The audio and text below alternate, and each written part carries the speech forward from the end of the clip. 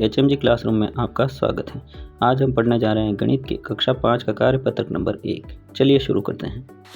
जैसा कि आप सभी देख रहे हैं, यहाँ पर कुछ वस्तुओं का चित्र दे रखा है और उनके जैसे बनने वाली आकृतियों के चित्र को उनसे मिलान करना है। तो चलिए शुरू करते हैं।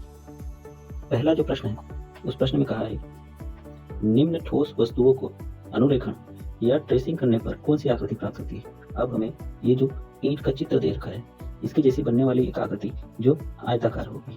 देखिए, हमें यहाँ पर लाइन खींचने से इस आकृति के चारों ओर पेंसिल से लाइन खींचने पर हमें आयत प्राप्त होता है। तो यहाँ पर एक आयताकार आकृति कहाँ पर है, वो उससे मिलान करना है।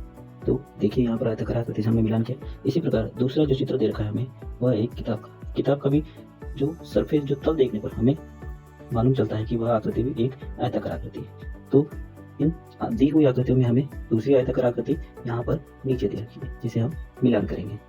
तीसरा हमारा जो चित्र दे रखा है, वह एक खुरपी की जो आकृति है, उसे देखने पर हमें यह पता चलता है कि वह आकृति त्रिभुज के समान है। तो यहाँ पर दी हुई आकृति में त्रिभुज के समान आकृति यहाँ सबसे ऊपर दे रखी है, जिसे हम मिलान करेंगे। चौथी हमारी जो आकृति दी हुई है, वह है प्लेट।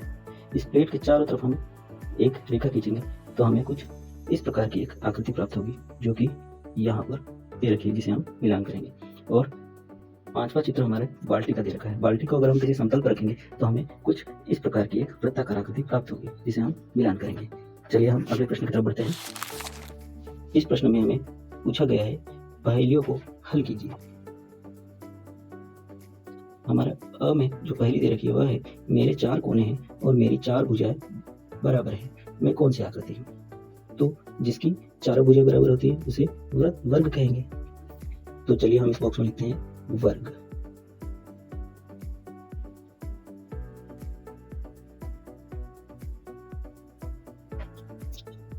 ब की जो पहेली दे रखी है, वह पूछ रहा है मेरे 0 कोने हैं, मेरी 0 भुजाएं हैं।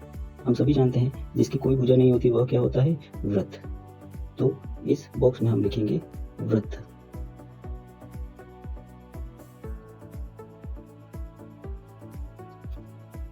स हमारा दे रखा है मेरे 4 कोने हैं, मेरी 4 भुजाएं हैं, मैं कौन सी आकृति हूँ। हम सभी जानते हैं कि जिस 4 कोनों से बनी आकृति होती है आयत।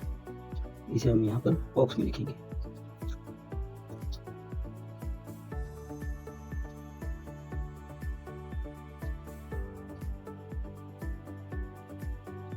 और अंतिम दे रखा है मेरे 3 कोने हैं, मेरी 3 भुजाएं हैं, मैं कौन सी आकृति हूँ। जैसा कि हम सभी जानते हैं कि 3 कोनों की आकृति हमेशा त्रिभुज कहलाती है। तो हम यहाँ पर लिखेंगे त्रिभुज।